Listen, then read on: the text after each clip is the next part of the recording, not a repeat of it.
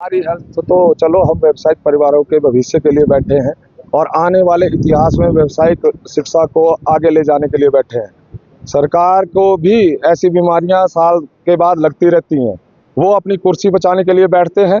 हम तो अपना भविष्य और आने वाले बच्चों का भविष्य जब उनके हाथों में भगवान ने मौका दिया है, तो कोशिश ऐसी होनी चाहिए कि ऐसा इतिहास बनाए कि तुम्हें याद रखा जाए। क्योंकि कल को उनके बच्चे ही इस प्रोजेक्ट में आके आपसे प्रश्न पूछेंगे कि पापा आप सत्ता में थे, आप उस कुर्सी पे थे, आप क्यों नहीं कर पाए। ऐसा ना हो उनकी विधानसभा में कल को वोट मांगने के लिए वो शकल ना दिखा पाए। तो मैं यहाँ से कहना चाहूंगा, जो यहाँ पर बोला गया है वो बोले और करे। ऐसा कोई भी चीज नहीं है जो हम नाजायज बोल रहे हैं। तो कृपा करके हम सरकार के साथ हैं। सरकारें आती हैं जाती हैं, हम राजा साहब का नाम ले रहे हैं, वो चलती चलती एक संस्था थे, उन्होंने जब मर्ज इंटू द आरएमएस से 2017 का लेटर निकाल दो। अगर अधिकारी आपको गुमराह कर रहे हैं, 2017 का लेटर निकाल के देखो। हाँ, वो राजा साहब यहाँ पे होते, उनका परिवार, रानी माँ यहाँ पे आई, विक्रमादित्य उनके बेटे जो हमारे मंत्री भी हैं, वो हमेशा किसी भी पक्ष को जो हिमाचल का होता है उस मुद्दे को उठाते हैं। वो यहाँ पर आए, जब सरकार करने के पक्ष में है तो क्या झोल चला है या कमीशन की बात चली है।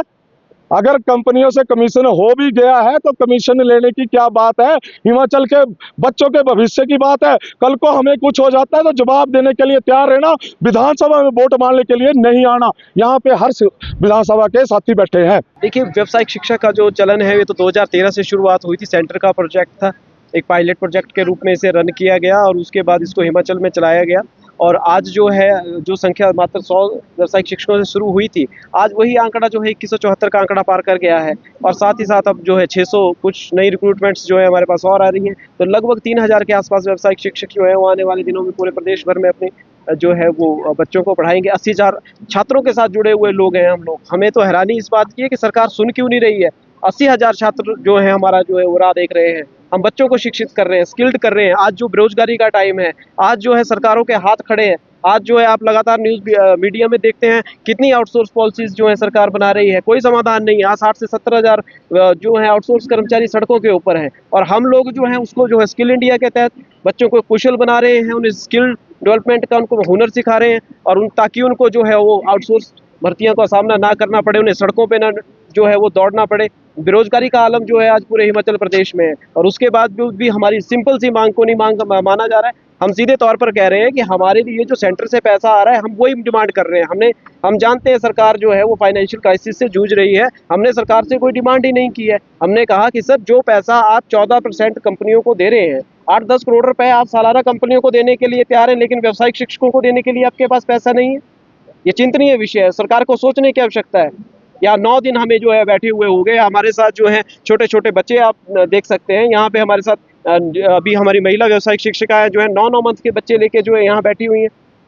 ये शर्मनाक है। सोचने की जरूरत है, चिंतन करने की जरूरत है। हम लोग बच्चों के साथ जुड़े हुए हैं। इतने समय से आप किस उम्मीद से यहाँ पर बैठे, आपको क्या लगता है? देखिए, अभी यहाँ पर बात हुई, इसी के साथ एक और देखिए, बात सीधी सी है और ये स्पष्ट बात है। व्यावसायिक शिक्षकों ने अपना जो हमारा एक ऐलान है हमने कर दिया है। या तो हम जो है वो सही तरीके से नौकरी करेंगे या हम जो है वो घरों को वापस जाएंगे। हम नौकरी कंपनियों के अधीन बिल्कुल नहीं करेंगे। हमारी सीधी और स्पष्ट मांग है। जब हमने साफ तौर पर कह दिया है कि जब हमारा सारा पैसा सेंट्रल गवर्नमेंट पे कर रही है, सारा पैसा सेंट्रल गवर्नमेंट का आ रहा है, सारा पैसा जो है सेंट्रल गवर्नमेंट 90-10 के रेशो में चलने वाला प्रोजेक्ट है। 90% सेंट्रल गवर्नमेंट दे रही है, 10% जो है वो हिमाचल सरकार दे रही है। कोई इशू नहीं है उस चीज़ में। हम बोल रहे हैं कि जो सारा पैसा वहाँ से आ रहा है, आप कंपनीज को सिर्फ और सिर्फ सैलरी वितरण के लिए आप लोग जो है 8 से 10 करोड़ रुपए खर्चा कर रहे हैं। हम जा रहे हैं माननीय सरकार उस पैसे को अपने पास रखे। सरकार अगर व्यावसायिक शिक्षकों का रोष जो है उसी के अकॉर्डिंगली जो है सरकार को देखना पड़ेगा। हम बिना उग्र हुए काम कर रहे हैं।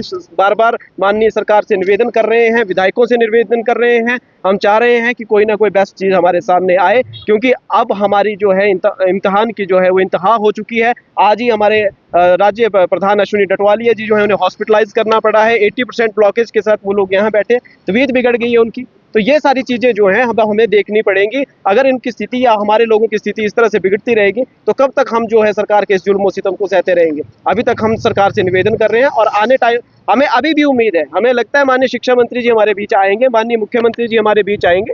हिमाचल के बच्चे हैं, हिमाचल के वोटर्स हैं, हिमाचल के टैक्स पेयर हैं। तो सरकार को थोड़ा सा जो है सोचने की आवश्यकता है। जी, सवाल है कि सर हम जो है माननीय सरकार से मिलते रहे हैं, हम लोग शिक्षा मंत्री महोदय से भी मिले हैं, हम लोग माननीय सीएम साहब से भी मिले हैं।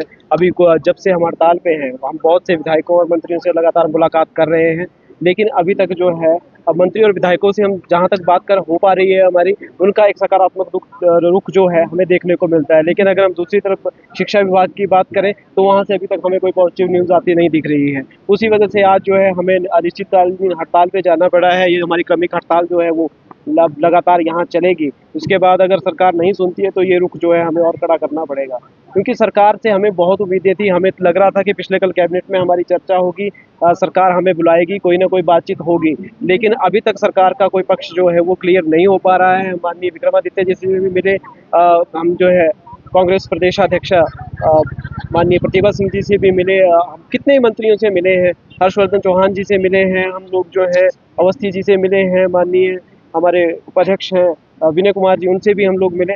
ऐसा कोई भी विधायक और मंत्री नहीं है जहां तक हमने अपनी बात पहुंचाने की और बात रखने की जो है कोशिश ना की हो। लेकिन उसके बावजूद भी जो है सरकार का ये नकारात्मक रवैया कहीं ना कहीं व्यावसायिक शिक्षकों को जो है वो दुख पहुंचा रहा है। किसी से नौकरियों में जाने का, वापस जाने का सिर्फ एकमात्र रास्ता है कि अगर सरकार हमारे लिए पॉलिसी तैयार करती है और इन कंपनियों को, हाँ ये मैं जानता हूँ टाइम टेकिंग प्रोसेस है, 1-2 दिन का काम नहीं है पॉलिसियां बनना, हम वेट करने के लिए तैयार हैं, लेकिन अब हम किसी चेहरे पर जो है वो नहीं जाएंगे। हमें आप लिखित में आश्वासन दीजिए कि इतने महीने में, इतने दिनों के अंदर हम इन कंपनियों को बाहर फेंक रहे हैं, उसके बाद हम आपको प्रॉपर तरीके से जो है वो विभाग या निगम में जिस तरह से होगा उस तरह से हम लोग जो है आपको अंडरटेक करेंगे, अदरवाइज हम लोग वापस जाने वाले नहीं हैं।